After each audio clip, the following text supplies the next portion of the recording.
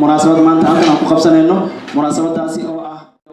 baroordiiq aan u sameynayno walaalkeen mudane Cabdullaahi Siraaji oo bishan shanaad saddexdeedii lagu dilay magaalada Xamar soo qayb gashay munaasabadan aad u qurux badan ayaga waqtigooda geliyay dano kale ama hawlo kale qabsan lahaa halkan imaado waqtigooda geliyay ayagana aad iyo aad baan ugu madceleynaa aad iyo aad baan mutaqanaa aan u qadarinayna sida ay halkan ugu soo qayb galeen waxaan marka ugu horeysa u dardaarmayaa naftayda iyo naftiinaba ilaahay cabsidiisa maxaa yeelay cabsida ilaahay subxaanahu wa tacaala waa liibaanta adduunka iyo midda aakhirada labaduba cabsidii ilaahay dardaarankeeda bacdigeeda waxaan naftayda iyo naftiinaba uga digayaa in adduunyada la raaco oo shahawaadkeeda lagu ilooba aakhiradii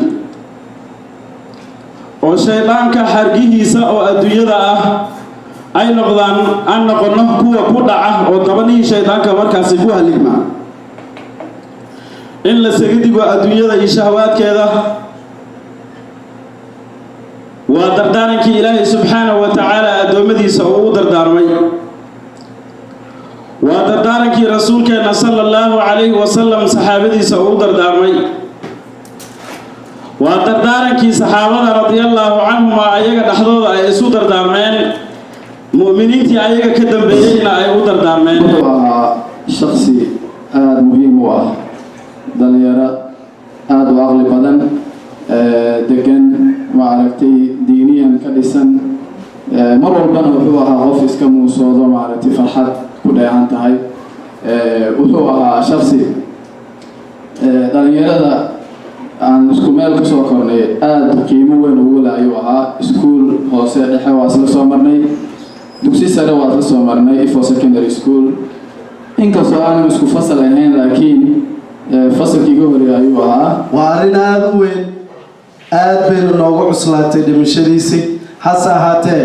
nin kasta oo waddan kastuu ka imaado maalinkuu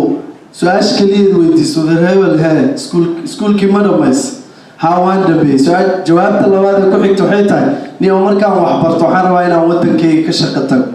laakiin markay arrin noocaas oo kaleeto dhacdo runtii aad ayaa qof walbaba way niyadda ooga xumaatay hase ahaatee annagu waxaanu weydiisanayna dowladda iyo inta haddaba maamulka ku haysaba waxay tahay annaga justice aanu rabnaa walaalkeen Cabbaas runtii dad badan oo hadda iyo mar labaad buu soo socdaanahay waddanka annaga wax kastuu nooga baado waan garab taaganahay waxaana u baahanahay justice dunida waxaa jira shirkada ayaa jira sameeyo hub ayay sameynayaan qof ayaa hubkaas ka shaqeeya in uu sameeyo saacadii lacag ku qaato $13 $14 $20 saacadii ku qaata inuu hubkaas soo saaro wadamada ka soo qaadam Yurub tahaata ama waddanku waa ahaada ama Japan ha ahaada hubkaas dadaa soo saaro saacaday ku qaataa marka lacag dadkaas dowladda ay cashuur siiyaan dadka shaqalaan ayaa ku dhacay hubka haddii aan la isticmaalin oo la isku dilay marka hubka marka suuqa la geeyo yaa laga gadayaa waxaa laga gadayaa dadka waddankooda uusan sharci ka jirin dowladuna ka jirin nidaamna aan ka jirin marka haddii dadka ay waddanka dowladda iyo nidaam hadduusan jirin dadka hubkee loo geynaya ayaga ayaa isku dilayo marka laakiin waxaa nasiib darro ah qof waxbarashada aan ka sheekeynayna qof noocaas waxbarashada ugu soo bartay hub qof kale uu soo sameeyey oo saacad uu kusoo qaatay oo maalin walba lacag uu ku sameynayo in annaga Soomaali aan isku hayno waa nasiib darro ah salaamay aad iyo aad baan u mahadsantihiin sida uga soo qayb gashay tacsiyada u tacsiyeynayno walaalkeen Cabbaas Cabdullaahi Siraaji waa arrin aad waxaan u malaynayaa waa arrin aad tiiraanyo u leh oo naxdin leh waxaan u malaynayaa wixii hadal aan hadli lahaa maanta uu hadli karo taas arrimaha haddana ayaa ka weyn laakiin dhowr qodob baan rabaa inaan raaciyo arrimihii walaalahii ay ka hadleen iyo dhalinyarada meel walba dunida ka joogto ay ka wada hadleen kulliba annaga waxay dhalinyarada ka hadleen baan ka hadlayna wax different oo ka duwan umaanan imaanin marka kuwashakii koowaad waxaa waaye waxaan hadda meesha ku taaganahay itsaaq waxa meesha ku qoran inaan weydiisan dowladda federaalka xaqa uu leeyahay Cabbaas xaqa uu leeyahay qofka dhalinyarada xaqa uu leeyahay inaan helno runtii macnaha maartay waxaan aad ugu tacsiyeynayaa mar kale Cabbaas oo ka xunnahay marka waxaan rabaa halkan inaan arrin yar ugu jeediyo arrintaas oo ah dawladda maanta wixii kala gudboon Cabbaas waa dhintay waa ujeedaa waxaan rabnay dhalinyaro kale ayaa macnaha runtii jidkii Cabbaas haysay maanta laakiin markii macnaha la yiri Cabbaas waa dhintay tigidkii iska bedelay oo macnaha maartay waddankoodii يعني قربها تبقى صلاة سي أنتاس دليل صار ما ينالهم دليل عباس واتقي ومعنا ما الله حريص لكن وحرنا بوسكي سيان كسيش الله يسراك كرنايا إيه شخصي عن كرنين لما نتوضع بارك تدك حنص أي نقدين تلك لون يستي وسؤال بدل تدك يسويدنا ويسكجران لكن وحسي كنا لما نهرت واحد قدر ربي سبحانه وتعالى يكون عان وحي إلهي قدرنا ما بدع مرنا كما قبصنايا وحي أديك قبصنايا وواح قرن لكن تنتعنا وحيتا مرحوم عباس وحوها شخصي ما رأيتي قلبتين الكوين دليل أهان أما أضي أما عرور وحنها معناها تذكر أن سومالي ذي وذيهم قف قلبته الكوين أيها خاصة dad badan oo waxay jireen darsay soo wada ahayeen sida aniga kamid ahay dad arday isla soo mareen halkan joogan way jiraan galaaska koowaad ilaa iskuul uu ka bogo ay hal fasal isla soo wada dhiganayeen sida Nuur Carabi oo kale caalida dhalinyaro badan way jireen anigana daras ayaa ahaynay nin wanaagsan intuu wanaagsan yahay ayuu wanaagsanaa nin diin la ayuu ahaa nin qof canjuftiisa ay ku soo gaaraysa ma ahayn waxaan aaminsanahay qofkaasi noocaasi ninkii dilay gacanka xaq darana ay dirtay xaqiisa rabbi subxaanahu wa tacaala ayaa siinaya ilaahay meeshaan iskuguma imaadin maanta leedahay iyo farxad iskuguma imaadin sactiyada ku imaaday Cabbaas Sheekh Siraajaan iskugu imaadnay jannada firdaws Allah ka waraabiya taas oo tacsiyad tiiraanyar oo kulligayna wada gubtay ilaa da'yarta iyo daaweynta saddexda xaraq oo qaxootiga wiilkaas oo maxay ahayd ka soo baxay ka soo galay Jubbaland ka soo galay iska dhaaf wax kale ilmaha in yar yar ka ah oo 8 jirka isweydiina hadaa inta ka tagno dalka u noqono manala diraa hooy wax kale iska daay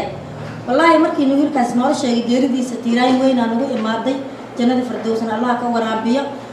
waxaan u maleeynaa dadkii oo himmiga lahaay oo dalkiina u noqdo maalin walba TV la imaano dalkiina u soo noqdo nabada ka dhacday wax dhib kama jira la leeyahay hadda markii wiilka la dirina dadkii dhan iska daay ku weynaa ku yaray xitaa moraal jaba ku imaaday taas oo annaga waalidiinta aan ka xunnahay laakiin waxa la dhahay weesha gowrac dibiga ku caal qaatay hadii ninkii Cabbaas diri hortayna annagoo u jeedno tiirka la soo saar da'yartu waa qancaysaa laakiin hadii saas lagu daayo oo la dhaha iska dhaaf taariikhdiisa ka shatiir rabbiya ku dhacday dadka hadda kan nool lama diraayo hadii la dhaha wallahi wax dalku ku noqonayo malaha ka qurbaha jira iyo kii qaxooti wax ku bartay ahaa marka waxaan jeclaan lahayn annagu farx lahayn ninkii asaga ahay in tiirka la soo saaro iyo macal intii ka dambeysaba iyo macal xulufada dambe haday taas dhici waysa waxaan u maleynaa dhibaato weyn aan soo walaal Cabbaas baan maanta tacsi u dirayaa anigoo kashki laabta ugu dirayo waxaan leeyahay inna lillahi wa inna ilaahi raaji'uun inna lillahi wa inna ilaahi raaji'uun inna lillahi wa inna ilaahi raaji'uun baan leeyahay Cabbaas wiil yar oo dhalinyaro u ahaa waa ninka kaliya ee Soomaaliya baarlamaanka Soomaaliya ama xukuumadda hadda ka jirta waa ninka ugu da'yar ee maanta xukun soo istaagay weeye una sameeyo una muujiyay dadka Soomaaliyeed ee dhalinyarta ah ee maanta jooga in waddankoodii ay dib ugu laabtaan una furay daahay ay ugu laaban lahaayeen iyo iftiinkii laakiin nasiib darro waxaa ah maanta inuu inaga geeriyooday wuxuuna ka geeriyooday ummadda Soomaaliyeed oo dhan gaar ahaan dhalintay Soomaaliyeed ka geeriyooday in badan ayaa ku taamaysay oo wax soo baratay oo waddanka dibaddiisa ama waddanka gudihiisa in ay waddankooda hooyinta ku laabtaan ay maamul ama xil ay qabtaan si ay cadaaladda iyo wixii saxda ahaa ee dowladnimo ee laynagu yaqaanay ay u istaagaan dadkooda ay oga qaybsadaan. waxaana aad nasiib darro maanta inoo ah walaalkeen Cabbaas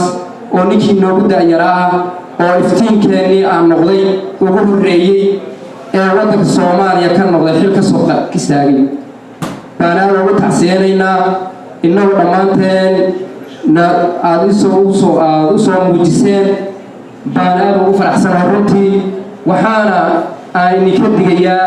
gaar ahaan dad dhallinyarta Soomaaliyeed inayna weli ka niyad jabin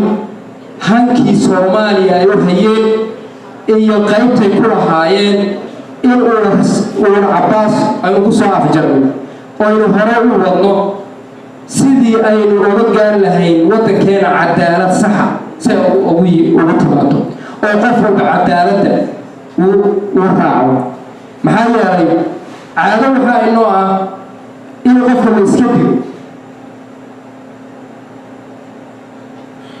waxaa caado inoo ah wax bini-aadamka ama islaamnimada aan ku fiicnayn maalin walba inaynu caadaysano. waxaan aan ugu mahadnaqayaa 100% dalka maanta Soomaaliyeed hogaamiyahaynu aynu u jeedno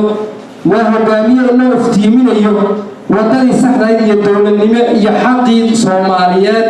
waddanka dibaddiisa iyo gudahaba inuu soo dhicinayo. laakiinse waxaa la rabaa inaynu garab istaagno si walaalkeen Cabbaas kuwa midoo kale ayna ugu dhicin taariikhda xun iyo foolxumada leh ee lagu dilay. laakiin mid ayaan doonayaa inaan taabto oo Soomaalida xeer u noqotay ama dhaqan u noqotay. Soomaalida waxay garanayaan qof markii la dilo meesha looga haro wuu dhintay aan iska cafino. aniga ilama haboono shakhsi muhiim ah wax bartay oo xilli dowli ahaayo in dhiiggiisa la iloobo. marka waxaan dhihi lahaa ama soo joodin lahaa Soomaaliya hadda dowladdeeda ayaa ka jirta oo tabar aan lahayn. laakiin shakhsiyaadka dhibka geysta waa la garanayaa. waxaa marka badanaa dhacdo qofka markuu dhib geysto ama qof uu dilo in la xiro in yar kabacdi markuu xabsiga galo la sii daayo. ugu tacsiino dhammaan ummadda Soomaaliyeed iyo qaasatan reer Dhadhaab. marka Cabbaas hadda wax kale nooga baahan inaan u duceyno oo kaliya u baahan yahay. marka Ilaahay waxaan uga rajaynaynaa inuu qabriga u waasiciyo dadka dilana kolley ayagu ma hadda dhib qabaan. marka insha Allah anaga inaan u duceyno هذه كنا تعسيد ولكن لقى شيء أنا قدر ونقدر الصومالي ودر خاص كما دمني مركون تعسيد إن شاء الله مركون ودعوا لنا قعنتي سمدك دليل وكسي كتابك إن شاء الله وإنا إليه راجعون تعسيد تيراني هكذا كدينا ولكن عباس كما دمن شخصي وحكم انتقرن مرك إن شاء الله تعالى قف كسنا ودمنا يا كتاب كسي الحمد لله بقعي وإيد حسين وحكمنا دليرada ku dhaqan gobolka Pennsylvania Central Pennsylvania gaar ahaan magaalada Mechanicsburg waxaan ka tacsiyadii laga wadirayaa dhammaan ehladii iyo qaraabadii ku geeriyo Allah u naxariistee Cabbaas Siraaji Cabbaas kaliya qoys ma shaqo ka shaqeyn annaga oo naga tagay dhalinyaro talabaad waxaan baaqan ugu dirayaa dowladda federaalka Soomaaliya oo ay hogaamiyaan madaxweyne Farmaajo iyo ra'iisul wasaare Khayre. waxaan leeyahay dowladda waa dowlad shacab kuna timid rabitaanka shacabka. haddii ay tixgelinayaan rabitaanka shacabka ama ayaga ku hadla codka shacabka fadlan waxaa kan ugu dirayaa in cadaalad la keeno dadka geystay dilkii Cabbaas Siraaji. Cabbaas waxaa loo sameeyey أسقرن أنا أسقرن من وأنا كليا أرجو قرن إن الله وإنا إلى راجعون. شركة وأنا وحرية هاي تأسيس وأنا وحرتها هاي وحنا وحرتها هاي إن معناها علومنا رنيردنا ويوينكنا هبلهنا عروتنا لما أنتنا أدرينا تأسيس تراين له غير كوكيري ودي الله ونحرسه مرحوم سراجه.